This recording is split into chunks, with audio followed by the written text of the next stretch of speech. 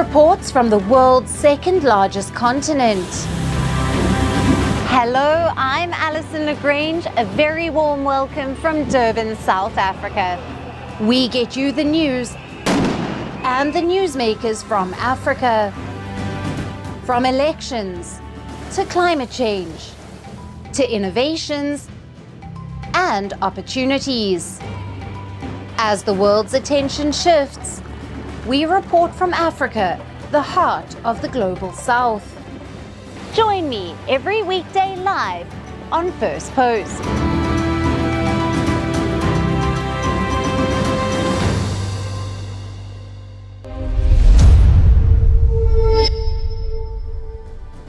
Hello and welcome to First Post Africa, where we get you the top stories from the continent and from across the world.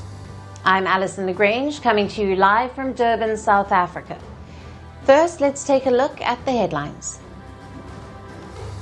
China condemns the expansion of American export controls and new port fees on Chinese ships. Beijing calls the US move detrimental to trade talks between the two countries. German Chancellor Friedrich Merz says that his country is set to develop a comprehensive action plan to counter what it sees as low-level hybrid warfare waged by Russia. Sri Lankan Prime Minister meets Indian External Affairs Minister S. Jaishankar in New Delhi during her 3-day visit to India. The duo discussed strengthening of cooperation in education and capacity building. Greek lawmakers passed a contentious reform that allows 13-hour work days under exceptional circumstances. The Parliament's nod follows 2 days of debate and comes amid stiff criticism from unions and opposition parties. And in Nairobi, tens of thousands of mourners flee in panic as security forces fire gunshots and tear gas in a stadium where they had gathered to see the coffin of the late opposition leader Raila Odinga.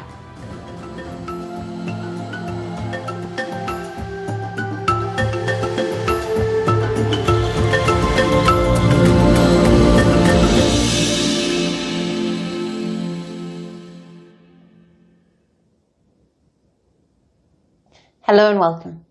Let's start with the latest on the political turmoil in Madagascar. After the military takeover, Ousted President Andry Rajoelina has confirmed for the first time that he had fled the country. Now, Madagascar's presidency released a statement late on Wednesday saying that Rajoelina left the nation between the 11th and the 12th of October after quote-unquote explicit and extremely serious threats were made against his life. Now, according to media reports, Madagascar's impeached President Rajoelina was evacuated on Sunday aboard a French military plane following weeks of youth-led protests. Rajoelina has accused the National Assembly of colluding with the military to remove him from office. With this, Madagascar has become the latest of several former French colonies to have fallen under military control after coups in Mali, Burkina Faso, Niger, Gabon and Guinea since 2020. While ousted President Rajoelina has fled the country, the military leader behind his ouster is set to become the new president. Now, his name is Colonel Michael Randrianirina, and he will be sworn in as Madagascar's new president on Friday. We had to take responsibility yesterday because there is nothing left in the country, no president in the Senate, no government. Madagascar is a dying country. We must take responsibility as citizens and patriots. According to the ruling issued by the High Constitutional Court, I am taking the position of president. These friends of mine are with me. There must be an oath-taking.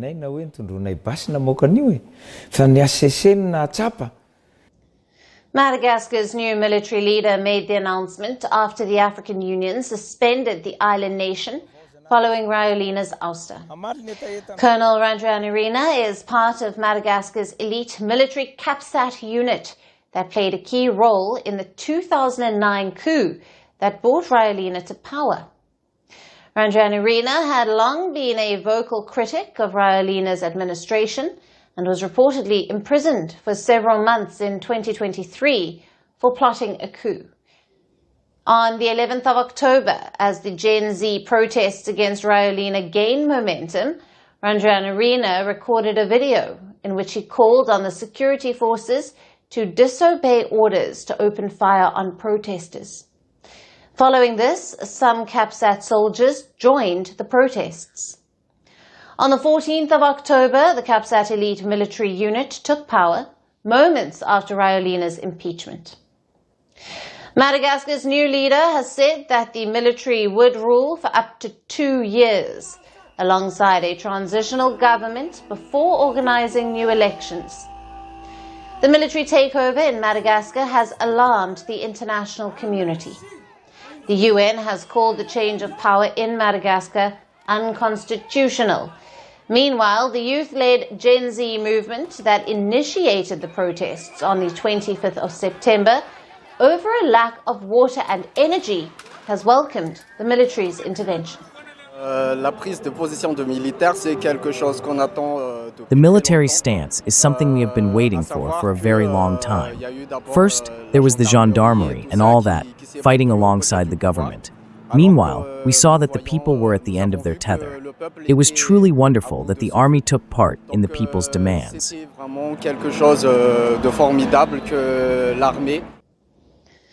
While Madagascar's military leadership has refused to call the takeover a coup, the international community remains concerned about the future of a country grappling with political chaos. Now, for more on this, we have with us Kani Magubani, who is a political analyst, joining us live from Johannesburg, South Africa. Thank you for being with us, Kani. Thank you so much for having me on your show. Now, President Andry Rajoelina has confirmed that he has fled Madagascar. Meanwhile, Colonel Michael Randrianirina is set to be sworn in as the new president. What does this mean for Madagascar's political stability, and what do we know about the background of Colonel Randrianirina? Well, I think since the last time we spoke, a lot has happened, and it would seem as if former President Rajoelina has left the same way that he arrived. You know, his entry into the presidency in 2009 was through a coup, and it would seem that it was the same people who brought him into power that ultimately took him out of power. But there have been a number of developments here and a number of concerns that I have.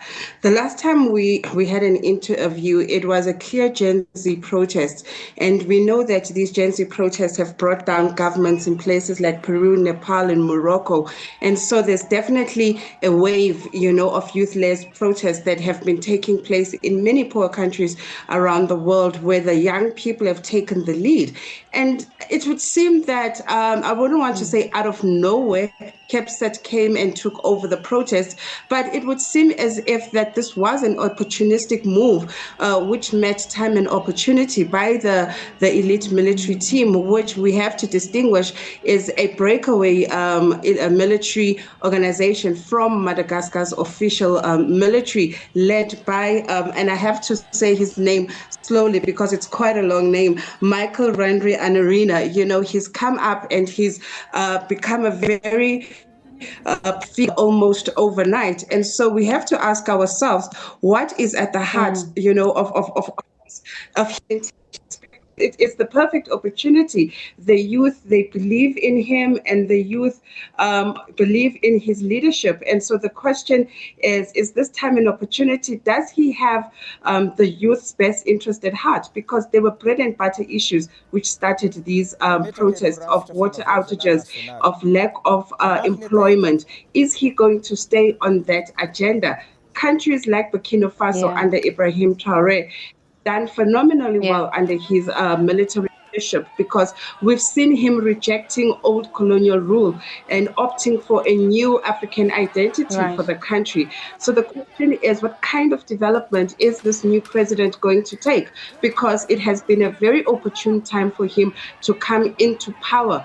But military leadership also has its limitations. We don't know much about him. We know that he comes from the south of the country, and between 2016 and 2018, he was the governor of the southern part of the country, which is Androy. So he does have some leadership, but more than that, very little is known about him.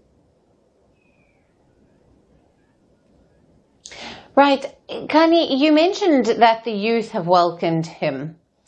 How has the public responded to the military's decision to install Randrianirina as the president? And what does this indicate about public trust in the country's democratic institutions? I think there's definitely been a breakdown in the country's breakdown in terms of the country's trust in its democratic processes, because Rajoelina was re-elected by the people in 2023. It was no longer a coup. He was the people's choice. Yes. Right now, what we are seeing is that the new president that's going to be, put into power tomorrow, that's going to be inaugurated, he's not coming in through an electoral process. He's coming in through a military coup where the official government has been removed. And we know that President Rajoelina himself had disbanded his cabinet and was due to appoint, the new cabinet when, the military coup happened. So the question now is, who's going to be part of this new cabinet that's going to serve under the new president? And how are they going to, bring forward a much needed infrastructure development, much needed entry into the global village as an economic player? They're really starting on the back foot. Yes. Madagascar is painfully poor. But, as much as the world is alarmed and is calling it political chaos, I think we need to take a wait-and-see approach to see if this new president is going to bring about the change that the people of Madagascar are so desperately needing. Right. And just lastly, wait-and-see approach, absolutely, but the military has promised elections within 2 years. How realistic is that timeline, and what challenges could hinder Madagascar's return to civilian rule? Well, I think these 2 years are the wait-and-see period, because in these 2 years, the first priority is to stabilize the country, to stabilize the markets, to stabilize the economy, the currency, to build up, an industrial manufacturing industry, to use the resources of Madagascar. Currently, Madagascar is 80% agricultural productivity, but they are not players in other industries like mining and other core industries that other countries are playing in. So this 2 years for me is about political stability. And after 2 years, we may not necessarily see military leadership, depending on who the people of Madagascar, vote for. But I think institutions like the AU, I don't think they should have been so quick to revoke the membership of Madagascar from the AU, because then it means that they only stand on the side of democratically elected governments. I think that the country of Madagascar needs guidance and leadership.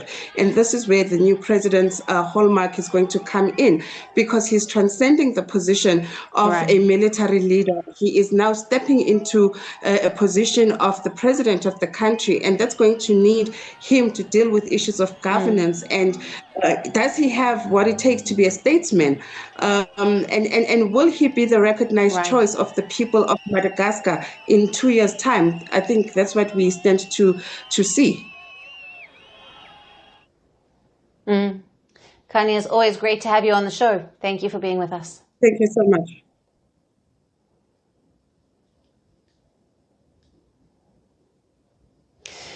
And moving on to some updates from South Africa. The country's President Cyril Ramaphosa has said that a ceasefire in Gaza would not affect his South Africa's genocide case against Israel at the International Court of Justice, or the ICJ.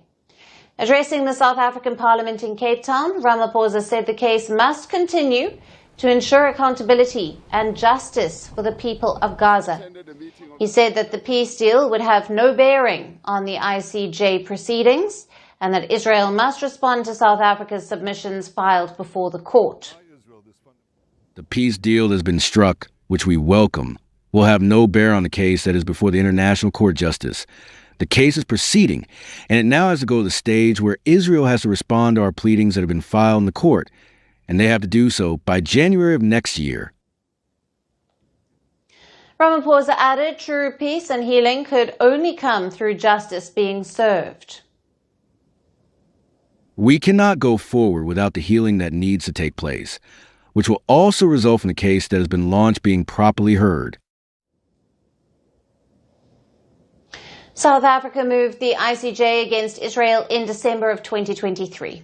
It accused Israel of committing genocidal acts in Gaza during its military operations against Hamas after its October 7, 2023 attack. South Africa sought provisional measures to stop the Israeli action. The UN's top judicial body, based in The Hague, issued 3 provisional measures in January last year. It ordered Israel to prevent genocidal acts and to allow humanitarian aid into Gaza. However, reports said that Israel had largely failed to comply. South Africa submitted a 500-page detailed filing in October of 2024. Now, Israel's counter-arguments are due by January next year. The final judgment in the case is likely by late 2027 or early 2028. South Africa's case is also supported by the Hague Group, a coalition formed in January this year, co-chaired by South Africa and Colombia. The group aims to hold Israel accountable through legal, diplomatic and economic measures for its war in Gaza beyond the ICJ proceedings. Rights groups such as Amnesty International and Human Rights Watch have also accused Israel of genocide. The allegations were echoed in the findings of a UN Commission inquiry, which concluded in September. However, Israel has strongly denied all allegations, calling them politically motivated. Meanwhile, the US brokered ceasefire between Israel and Hamas remained fragile, as Washington downplayed claims that Hamas has violated the peace deal by not returning all of the bodies of the dead hostages. The remains of only 9 of the 28 deceased hostages had been handed over, with Hamas saying that efforts are being made to recover the rest in Gaza's ruins, where it's ongoing.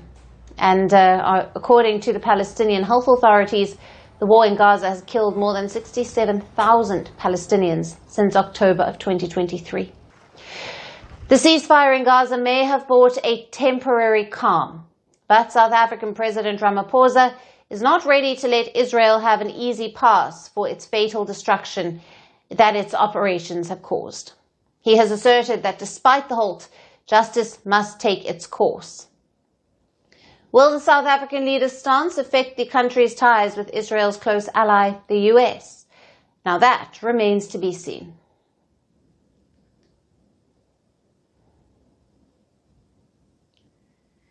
And let's shift focus to the Central African nation of Cameroon, where tensions are on the rise after President Paul Biya's opponent, Issa Chiroma, claimed election victory, despite analysts suggesting that 92-year-old Biya is set for another term. Protesters clashed with police in the country's economic hub of Douala. A heavy security presence could be seen on the streets following the unrest, while tear gas was fired and littered the ground. If the police mobilized everywhere after the election, if there are tensions at all levels, it's because there's a problem. It's because there's really a problem. Just now, I saw in Banamasadi the police fired tear gas. They mobilized everywhere, which means there's a problem. This is a serious problem. Where we are now, if God doesn't intervene, really something is going to happen.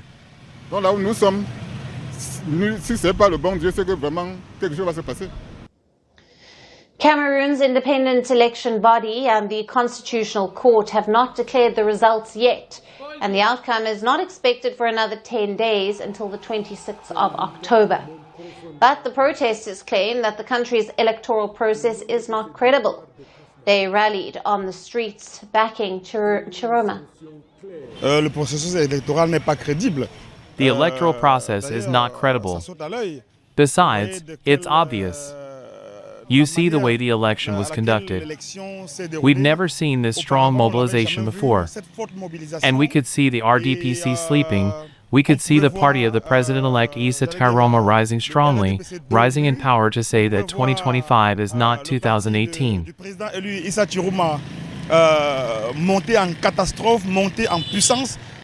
The recent protests and clashes followed an early claim of victory by presidential candidate Chiroma. His campaign drew large crowds, and his supporters saw him as the symbol of change in Cameroon. I will say it with gravity and simplicity. The people have chosen, and this choice must be respected.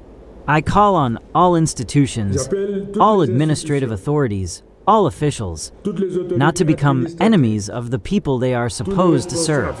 The time of fear, manipulation, and false calculations is over. The only side that matters today is that of Cameroon. I first want to thank the Cameroonian people. Thank you for believing in me.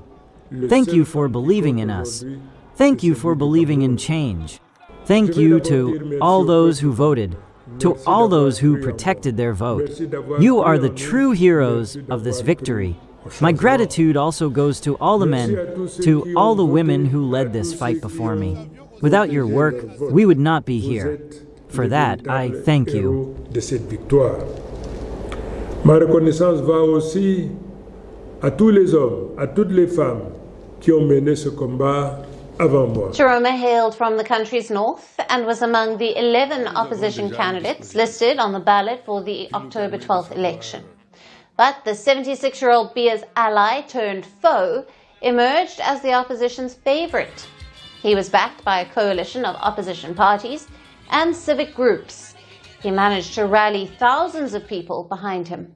Chiroma was a government spokesperson and a minister of employment under Biya, but he quit the government to launch his presidential run. Chiroma's victory declaration before the results is not the first one by a presidential candidate in Cameroon.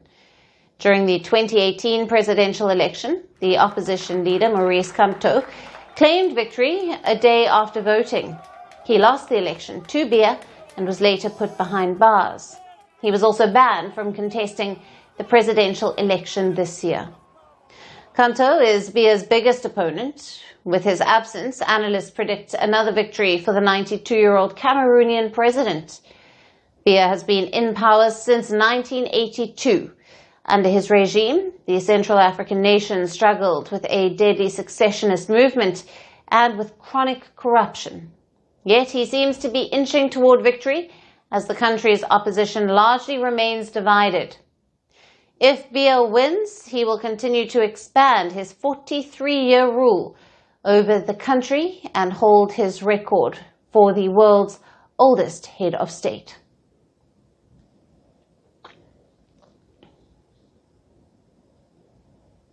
And our last story today is from Nigeria.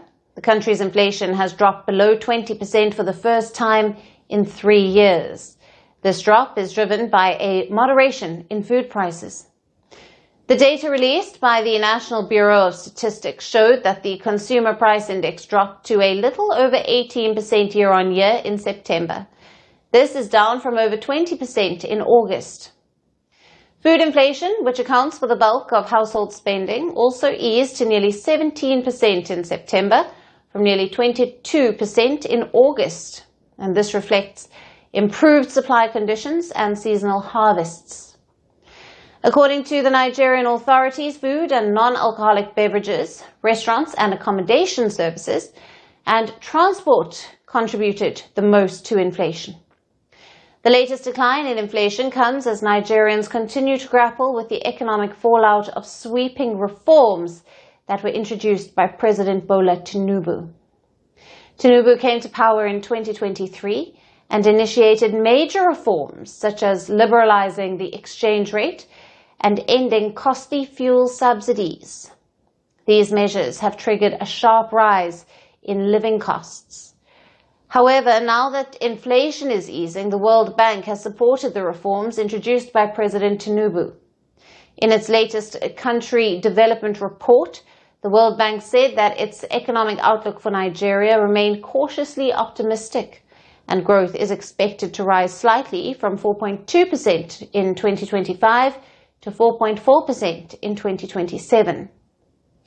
However, the report also highlighted that even though the Nigerian economy was stabilizing after Tinubu's sweeping reforms, millions of citizens have fallen into poverty, and food inflation remains a major concern. The World Bank report said that poor households who spend up to 70% of their income on food have seen the cost of a basic food basket rise fivefold between 2019 and 2024. As per the latest data, about 61% of the country's population, that is nearly 140 million people, were now living in poverty. This is up from 40% or 81 million people in the year 2019. Citing these figures, the World Bank report warned that gains from the sweeping economic reforms were yet to translate into better living standards. But President Tinubu remains hopeful that the difficult economic reforms will bear the desired fruit. Earlier this month, on Nigeria's Independence Day, President Tinubu said that the worst is over. In his address to the nation, Tinubu defended his economic reforms that had triggered inflation and widespread public anger. Seeds of those difficult but necessary decisions are bearing fruits. In resetting our country for sustainable growth, we ended the corrupt fuel subsidy and multiple foreign exchange rates that created massive incentive for a rentier economy, benefiting only a tiny minority. And now it remains to be seen when and how President Tinubu's economic reforms will improve the daily lives of Nigerians, especially of those who are poor, vulnerable, and have been hit the hardest by his reforms. And that's it on the show for today. We will see you again tomorrow at the same time. Thank you for watching, and goodbye.